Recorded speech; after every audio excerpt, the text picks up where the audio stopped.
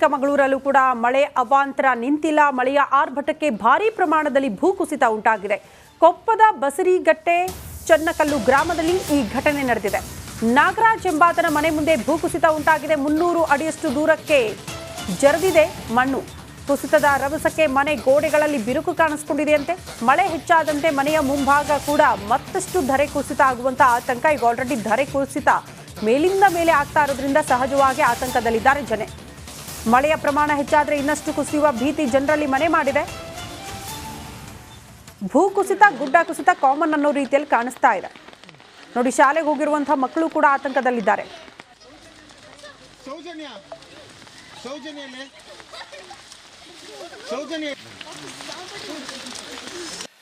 Coffee ನಾಡು ಚಿಕ್ಕಮಗಳೂರಿನ ಮಲೆನಾಡಿನಲ್ಲಿ ವರುಣ ಕೊಂಚ ತಗ್ಗಿದ್ರು ಅವಾಂತರಗಳು ಒಂದರ ಮೇಲೆ ಒಂದು ಕೂಡ ಆಗ್ತಿದೆ. ಆ ಅವಾಂತರಗಳ ಸಾಲಿಗೆ ಸೇರುವಂಥದ್ದು ಇದು ಒಂದು ಸರ್ಕಾರಿ ಶಾಲೆಯ ಏನು ಧರೆ ಕುಸಿತ ಕೂಡ ಹೌದು.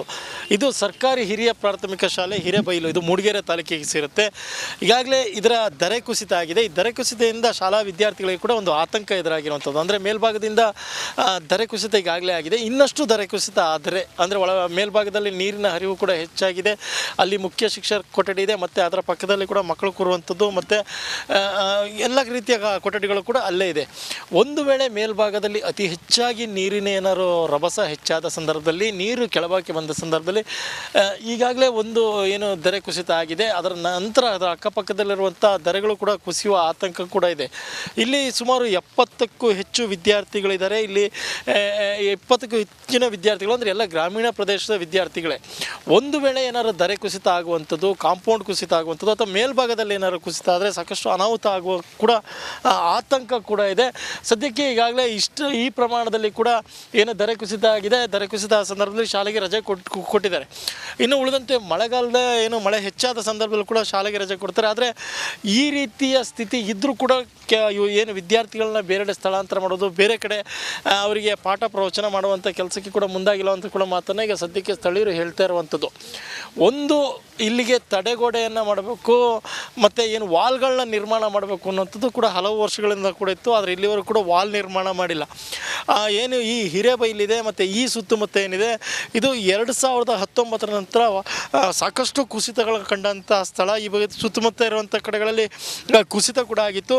ಇನ್ನು ಜಿಲ್ಲಾಡಳಿತ ಏನೋ ಒಂದು ಎಲ್ಲೆಲ್ಲಿ ಕುಸಿತ ಕಾಣುತ್ತೆ ಅನ್ನುವಂಥ ಪಟ್ಟಿ ಮಾಡಿದೆ. ಅದರಲ್ಲಿ ಹಿರೇಬೈಲಿರ್ಬೋದು, ಈ ಸುತ್ತಮುತ್ತ ಗ್ರಾಮಗಳನ್ನು ಕೂಡ ಸೇರಿಸಿದೆ. ಆದರೆ ಈ ರೀತಿ ಧರೆ ಕುಸಿತ ಆದ ತಕ್ಷಣ ಬಂದು ಸ್ಪಂದಿಸುವ ಕೆಲಸಕ್ಕೆ ತಾಲೂಕಾಡಳಿತ ಇರ್ಬೋದು ಮತ್ತು ಜಿಲ್ಲಾಡಳಿತ ಮುಂದಾಗಿಲ್ಲ ಅನ್ನೋಂಥ ಆರೋಪನೆಗೆ ಸದ್ಯಕ್ಕೆ ಸ್ಥಳೀಯರು ಮಾಡ್ತಾ ಇದ್ದಾರೆ. ಚೇತನ್ ಪದ್ಮಶಾಲಿ, ರಿಪಬ್ಲಿಕ್ ಕನ್ನಡ, ಚಿಕ್ಕಮಗಳೂರು. ಇನ್ನು ಚಿಕ್ಕಮಗಳೂರಲ್ಲೂ ಕೂಡ ಮಳೆಯ ಅವಾಂತರ ನಿಂತಿಲ್ಲ. ಮಳೆಯ ಆರ್ಭಟಕ್ಕೆ ಭಾರೀ ಪ್ರಮಾಣದಲ್ಲಿ ಭೂಕುಸಿತ ಉಂಟಾಗಿದೆ ಅನ್ನೋದರ ಡೀಟೇಲ್ಸ್ ಸದ್ಯ ಸಿಗ್ತಾ ಇದೆ. ಚಿಕ್ಕಮಗಳೂರಿನಲ್ಲಿ ಮಳೆಯ ಅವಾಂತರ ಮುಂದುವರಿತಾ ಇದೆ. ಮಳೆಯ ಆರ್ಭಟಕ್ಕೆ ಭಾರೀ ಪ್ರಮಾಣದಲ್ಲಿ ಭೂಕುಸಿತ ಉಂಟಾಗಿದೆ. ಕೊಪ್ಪದ ಬಸರಿಕಟ್ಟೆ ಚನ್ನಕಲ್ಲು ಗ್ರಾಮದಲ್ಲಿ ನಡೆದಂತಹ ಘಟನೆ ಇದು. ನಾಗರಾಜ್ ಎಂಬಾತನ ಮನೆ ಮುಂದೆ ಭೂಕುಸಿತ ಉಂಟಾಗ್ಬಿಟ್ಟಿದೆ. 300 ಅಡಿಯಷ್ಟು ದೂರಕ್ಕೆ ಮಣ್ಣು ಜರಿದಿದೆ ಅಂತ ಹೇಳಲಾಗ್ತಾ ಇದೆ.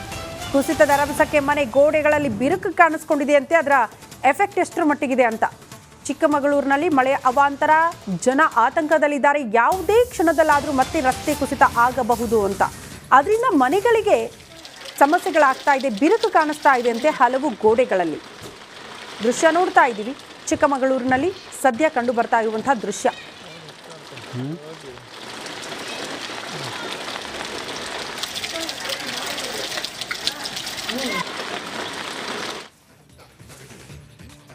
ಇನ್ನು ಕಾವೇರಿ ನದಿ ಪಾತ್ರದಲ್ಲೂ ಕೂಡ ಪ್ರವಾಹದ ಭೀತಿ ಮುಂದುವರಿತಾ ಇದೆ. ನದಿಯಲ್ಲಿ ಮೃತರ ಅಸ್ಥಿ ವಿಸರ್ಜನೆಗೆ ನಿಷೇಧ ಹೇರಲಾಗಿದೆ.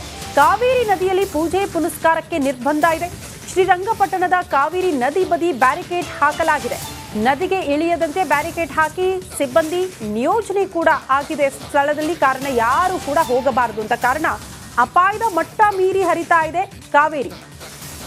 ಈ ಸಂದರ್ಭಕ್ಕೆ ನೀವೇನಾದರೂ ಅಸ್ಥಿ ವಿಸರ್ಜನೆಗೆ ಹೋದ್ರೆ, ಸೆಲ್ಫಿ ಮೋಜಿಗೆ ಹೋದ್ರೆ ಏನಾದರೂ ಅನಾಹುತಗಳಾಗಬಹುದು ಅನ್ನೋ ಕಾರಣಕ್ಕೆ ಎಲ್ಲದಕ್ಕೂ ಕೂಡ ಸದ್ಯ ನಿರ್ಬಂಧ ಹೇರಲಾಗಿದೆ.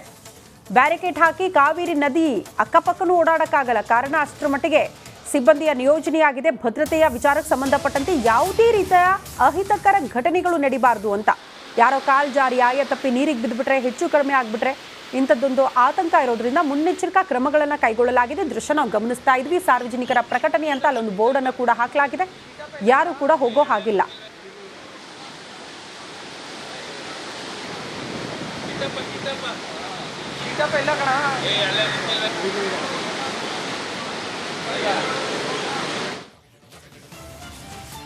ಇನ್ನು ವಿಜಯನಗರದಲ್ಲೂ ಕೂಡ ತುಂಗಾಭದ್ರಾ ನದಿಯ ಆರ್ಭಟ ಹೆಚ್ಚಾಗ್ಬಿಟ್ಟಿದೆ. ಮೊದಲ ಘಟ್ಟ ಆಂಜನೇಯ ಸ್ವಾಮಿಗೆ ಜಲ ದಿಗ್ಬಂಧನ.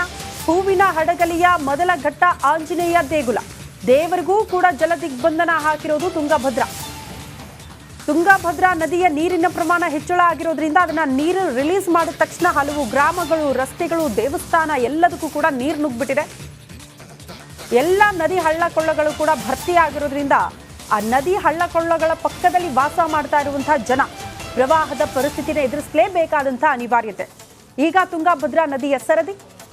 ಹೂವಿನ ಹಡಗಲಿಯ ಮೊದಲ ಘಟ್ಟ ಆಂಜನೇಯ ದೇಗುಲ ಸಂಪೂರ್ಣ ಜಲಾವೃತ.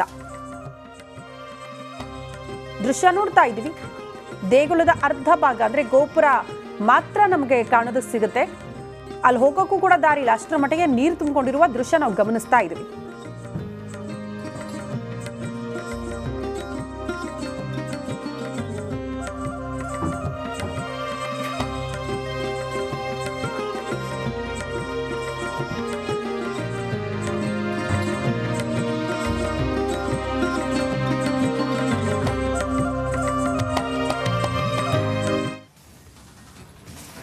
ಇನ್ನು ಹಾಸನ ಜಿಲ್ಲೆಯಲ್ಲೂ ಕೂಡ ವರುಣಾರ್ಭಟ ಮುಂದುವರಿತಾ ಇದೆ. ಭಾರೀ ಮಳೆಗೆ 300 ಎಕರೆಯ ಕೆರೆ ಏರಿ ಕುಸಿತಗೊಂಡಿದೆಯಂತೆ.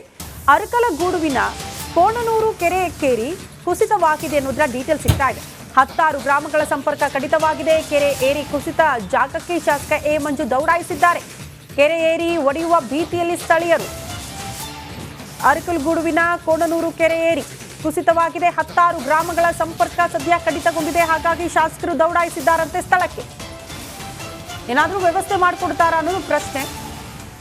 ಸಹಜ, ಅದು ಪ್ರಕೃತಿಯ ಮುನಿಸು. ಈ ರೀತಿ ಅವಾಂತರಗಳಾಗುತ್ತೆ, ಅದನ್ನ ಸರಿಪಡಿಸೋದಕ್ಕೆ ಸ್ವಲ್ಪ ಸಮಯ ಬೇಕು. ಆದರೆ ಜನ ಆತಂಕದಲ್ಲಿದ್ದಾರೆ. ಹಾಗಾಗಿ ಜನರ ಆತಂಕ ದೂರ ಆಗಬೇಕು ಅಂದ್ರೆ ಹಲವು ಊರುಗಳಿಗೆ ಅವ್ರು ಹೋಗೋದಕ್ಕೆ, ಓಡಾಡೋದಕ್ಕೆ ಇದೇ ರಸ್ತೆ ಮಾರ್ಗ ಓಡಾಡ್ತಾ ಇದ್ರು.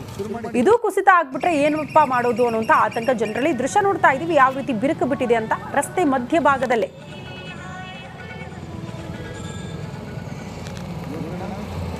ಕೆರೆ ಏರಿ ಇದು.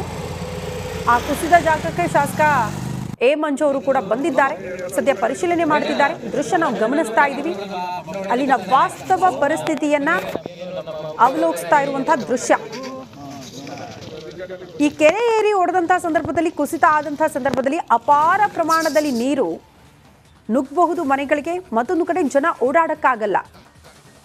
ಹೆಚ್ಚು ಕಡಿಮೆ 300 ಎಕರೆಯ ಕೆರೆ ಏರಿ ಅಂತ ಹೇಳಲಾಗ್ತಾ ಇದೆ. ಅದೇ ಕುಸಿತ ಆಗಿರೋದ್ರಿಂದ ಸಹಜವಾಗಿ ಆತಂಕದಲ್ಲಿದ್ದಾರೆ ಜನ. ನೋಡಿ, ಶಾಸಕ ಎ ಮಂಜು ಅವರು ಬಂದಿರೋದು, ಮಾಹಿತಿ ಪಡೆದುಕೊಳ್ತಿದ್ದಾರೆ. ಅಲ್ಲಿ ಜನರ ಸಮಸ್ಯೆ ಏನು, ಈ ಕೆರೆ ಏರಿ ಕುಸಿತ ಆಗಿರೋದ್ರಿಂದ ಆಗುವಂತಹ ಸಮಸ್ಯೆಗಳೇನು, ಅದನ್ನ ಹೇಗೆ ಸರಿಪಡಿಸೋದು, ಇದೆಲ್ಲದರ ಬಗ್ಗೆ ಕೂಡ ಪರಿಶೀಲನೆ ಮಾಡ್ತಿದ್ದಾರೆ. ಸ್ಪಾಟ್